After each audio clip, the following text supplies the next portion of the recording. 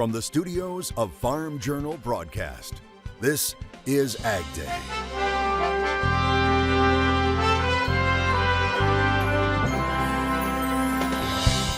Answering the call.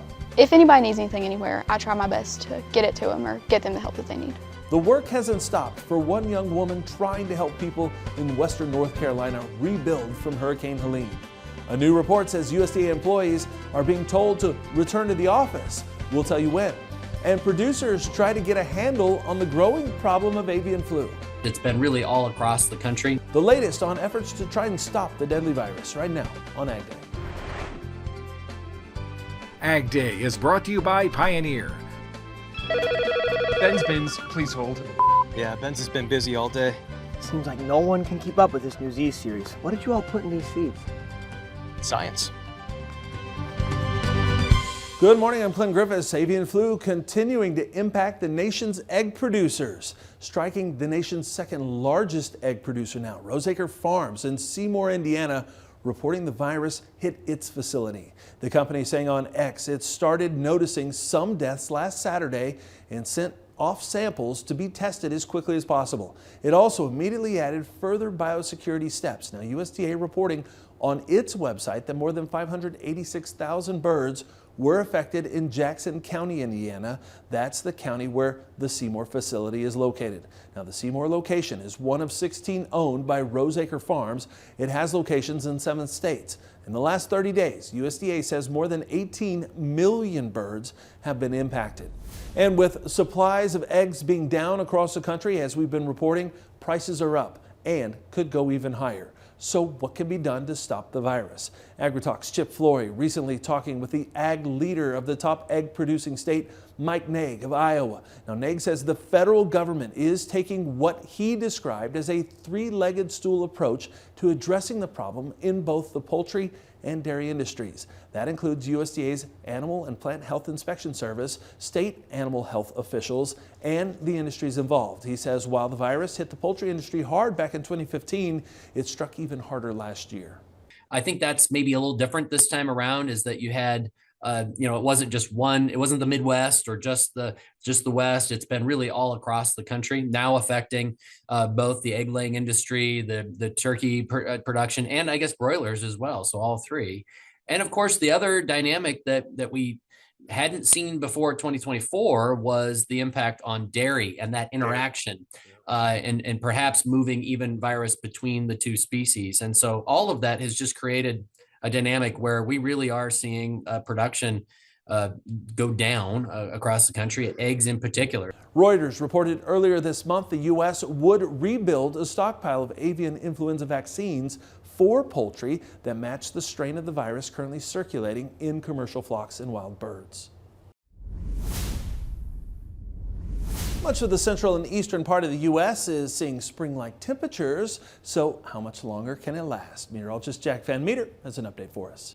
As we start out the month of February, which, if you can't believe it, is just this Saturday, it's actually going to be more of a seasonal outlook, especially for the first up to 2 weeks of the month. We have a beautiful split in the country here, which actually is really reminiscent of our jet stream, showing us that our jet stream is starting to calm down a little bit. It's been turbulent these past couple weeks. If we look over to the north and actually to the west, we can see that cooler air is going to be moving in and pretty much dominating parts of the northern Great Plains all the way out to the Pacific Northwest. That being said, on the flip side, all the way down from the southern Four Corners states through the Gulf states and all the way up to New England, actually going to be seeing warmer than average temperatures again to go ahead and start off February. And as we can see, pretty much just a slice out of the middle part of that breadbasket part of the country, and that's actually going to be right around average to start off the month. So again, some normalcy for your February. And time to get a little feeding done. Jeremy Richardson of Montana sharing this video with us. He says he's had some, and I quote, hungry mamas out there, and they're just 2 weeks away from babies being born. I'll have more in your forecast coming up. It's being reported that senior USDA officials are being told to return to the office. Now, Politico reports, according to a memo sent to all USDA employees, that all senior leaders will report to their duty station on on a full-time basis no later than Monday, February 3rd. Then, managers and supervisors with assigned duty stations and a desk at USDA offices will report to the office on a full-time basis no later than Monday, February 10th. You'll remember President Trump signed an executive order requiring federal agencies to tell workers to return to the office full-time. The House Ag Committee says the Nonpartisan Government Accountability Office found USDA is utilizing just 11% of its available office space at its headquarters in Washington, D.C. Cargill has announced it's closing down a turkey plant in Arkansas. The plant in Springdale, Arkansas employs 1,100 workers. The company says it will close on August 1st and that it will shift much of the production to processing facilities in Missouri and Virginia. Now, despite the closure, Cargill says turkey remains a key part of its protein portfolio and pledged to fulfill contracts with growers. The move was part of a broader effort to reduce its global workforce by 5% following declining earnings in its meat, grain, and oilseed sectors. Economists with the Agricultural and Food Policy Center at Texas A&M say that in 40 years of analysis, the policy group has never seen such widespread financial distress among farmers growing feed grains, cotton, rice, and wheat. Unlike previous downturns, they say there currently are no viable alternative crops, with nearly all major row crops projected to be unprofitable through the 2025-2026 seasons. They say enhanced farm safety net programs are urgently needed to prevent a long-term crisis.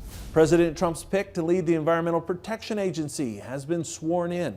Lee Zeldin taking over as administrator of the EPA following a mostly party-line vote in the Senate of 56-42, with 3 Democrats joining Republicans. Now, Zeldin is expected to focus on rolling back regulations, emphasizing economic growth and private sector collaboration. Now, prior to his confirmation, Zeldin sometimes stood in opposition to biofuels and the renewable fuel standard. However, during his hearing, he expressed a shift, committing to giving the industry certainty and acknowledging the importance of the RFS to President Trump.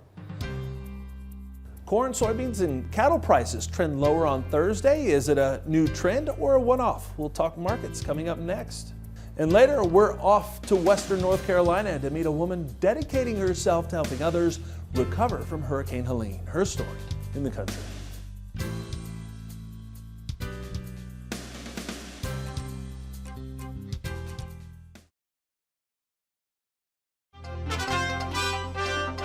One of the world's largest pork companies is now officially being publicly traded.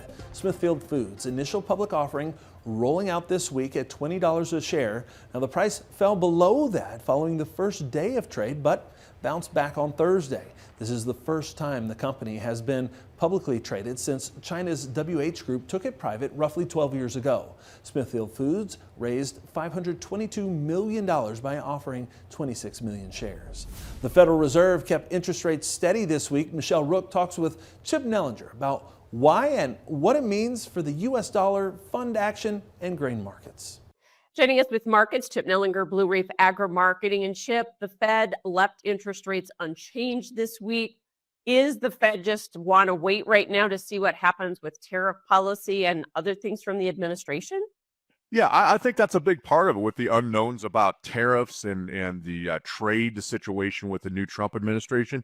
And also, they kind of put into the narrative a little bit, or at least the written part, that they're still a little bit concerned about inflation. And so I think the combination of that puts them on a hard pause right now to figure out what's going to happen with trade, tariffs, and if inflation is coming back, they're going to be quick to react because they would have ended up reducing interest rates a little bit prematurely. So I think they're on kind of high alert here with this new Trump administration. And this will all have an impact on our currency, on the dollar, right? Yeah, it very much will. A lot of people are looking at the correlation, which has been pretty good so far to Trump's first term. We had a big run up in the dollar going into, him coming into office, and then the dollar peaked and sold off pretty hard. So obviously, interest rates are a direct, correlation to what the dollar is going to do. And that also has a direct bearing on our competitiveness in the world market, especially in our ag products. So the interest rate situation, the dollar going forward into the first half of 2025, going to be very, very important to the grain markets. But at the heart of the matter, going into this weekend, we've got a full-fledged weather market. So that's going to trump some of these economic issues and what the Fed did this week with interest rates. So tariffs are inflationary. We don't know how that's going to play out. But what do the funds do with this information? If there's tariffs, and we have to understand that at least the way it looks right now, February 1st is the D-Day for tariffs on Mexico and Canada. I'm not sure if the market is really prepared for that if Trump really follows through and does that. Thanks so much, Chip Nellinger, Blue Reef Agri Marketing. We'll have more AgDay coming up. Watch Markets Now with Michelle Rourke on the Farm Journal YouTube channel, keeping you updated throughout the day on the markets at the open, midday, and close. Find out what moved the markets today and what to expect the market to do next. Farming has changed. Markets are riskier than ever. For customized, focused commodity marketing, contact Chip Nellinger or Adam Dreyer at 309-550-7213.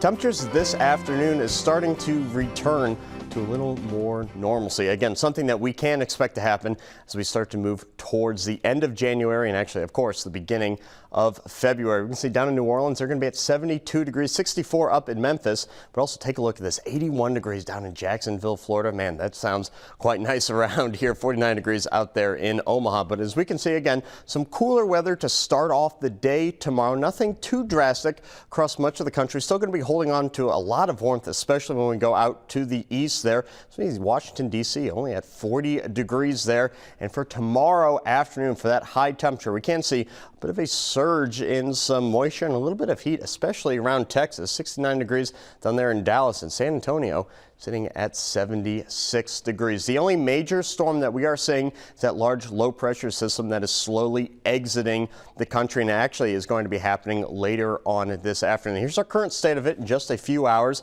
So we can see really starting to affect parts of the Ohio River Valley region. That's going to be moving out, and that line of storms, that's where we're going to actually see some thunder risk, but no severe weather. So that is good news. As that clears out and moves out into the Atlantic, high pressure really starts to settle in, especially around Texas, and clears out a lot of cloud cover. That being said, a couple little systems we have to watch. This little clipper system, it's going to be moving through Minnesota and parts of northern Michigan. And then, of course, we do have some ongoing moisture that's actually formed out in the Pacific Ocean. It's starting to move inland. But other than that, nothing major on the horizon.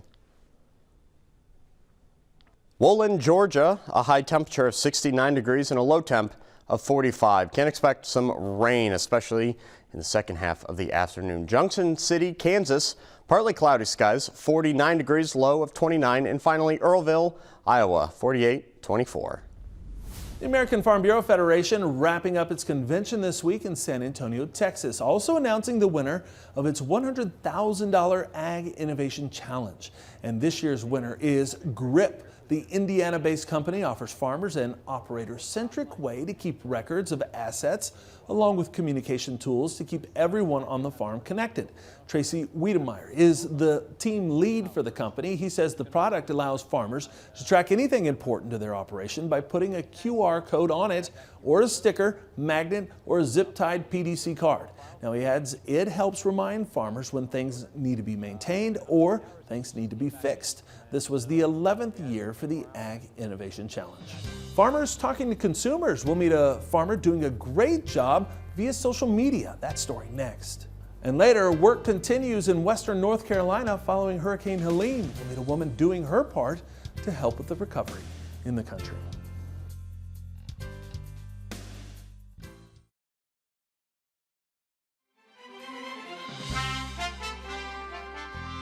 Consumers are often filled with questions about how their food is grown. Well, one producer is using social media to educate, and he has quite a following, as Christina Herrick of Farm Journal's The Packer shows us in today's Fresh Produce Fridays.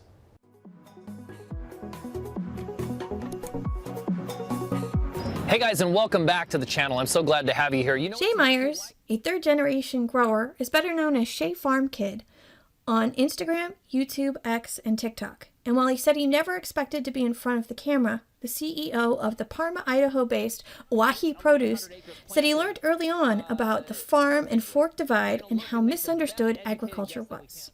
Meyer said a localized snowstorm in the winter of 2016 started him down the path of communicating what was happening on his family's farm visually. Hey guys, we're back in the asparagus field. We're going to look at what happens when He realized quickly the value of sharing what happened to Oahu's large customer base through video, and his foray into social media soon progressed from there. Meyer speaks on topics from onion storage to his family's use of the AgDay temporary guest worker program, and said it's important to make sure those working in agriculture share what farm life is like in an honest and transparent way. And if we don't, as farmers, speak about what we're doing, we allow other people who are less knowledgeable or have a different agenda to speak about it, right? So we need to be truthful. We need to be transparent. But if we aren't truthful or transparent, we allow someone else to say whatever they want about us in agriculture. And that is a weak spot for our industry for sure, is our unwillingness sometimes to just say it how it is and share our story. And by so doing, by default, allow other people to tell our story for us. In 3 weeks or so will be the size of this one.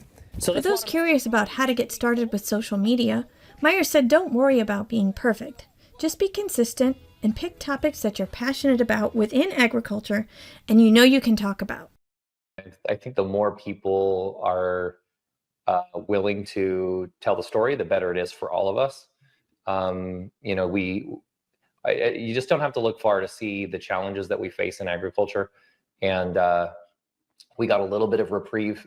This will sound weird, but thanks to COVID, right? I mean, I think people were forced to look at the supply chain and where their food was coming from and realize that everything isn't on the shelf every single day. And it's definitely not on the shelf every single day without people doing something to get it there. But that little boost in transparency or in understanding is quickly fading. And so we need to continue to just make efforts, all of us. Anyone that thinks they're willing to do it or want to do it should just do it. Reporting for AgDay, I'm Christina Herrick with The Packer. All right, thanks, Christina. Up next, the gift of giving in North Carolina. We'll meet a woman giving her best to help with recovery efforts in the state, her inspiring efforts of selflessness in the country.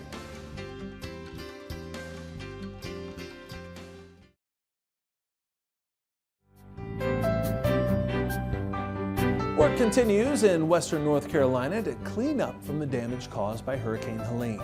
And a young woman with a big heart has been continuing to help her community get back on its feet ever since the storm hit. Linda Loveland of the North Carolina Farm Bureau introduces us to her. I'll just set these here. They have to go over here anyways. I'm Paige Roten. I am a volunteer firefighter at the Creston Fire Department. I'm a senior at Ashe County High School. At the county level, I serve as the president of the Ashe County FFA chapter. And then at the regional level, I serve as the regional president for the Northwest region. Add to all of that, Paige Roten has become a go-to for her neighbors in need after Helene. I've really enjoyed being able to help my community. She took action immediately after the storm. We ended up opening up our farm for a staging area for fencing supplies. And then I got a spreadsheet and started going through farmers that needed stuff on this end of the county and kind of just started distributing them among those farmers, calling them, reaching out. She became a direct contact with the National Guard. There was a load of material that they could not get on the chopper that they just couldn't fit. So I ended up talking to some of these guys and I said, hey, there's a load of stuff in Caldwell County. Is there any way that you could send somebody to go get it? And they ended up driving down there, the National Guard did, and bringing trucks up when the roads were safe. And that's how we got the fencing supplies up here. Was that part of their job? Were they supposed to do that? I don't really think so, but they did it for me. Months after Helene, Paige has no plans to slow down. If somebody falls or needs help, we still go help them, meal distribution. If anybody needs anything anywhere, I try my best to get it to them or get them the help that they need. You had a full day. Yeah, but I would do it all again. Why? Because I've always really enjoyed helping people, and it just, seeing people suffer, and we had very minimal damage compared to some. I couldn't in good conscience see what had happened to those people and me just sit back and do nothing. And obviously thanking the Lord for our blessings, but he also uses me as a vessel to do his work. So. And our thanks to Linda Loveland and the North Carolina Farm Bureau for continuing to bring these stories of neighbors stepping up to help neighbors. And that's all the time we have this morning. We're sure glad you tuned in. From all of us here at AgDay, I'm Clinton Griffiths. Have a great day.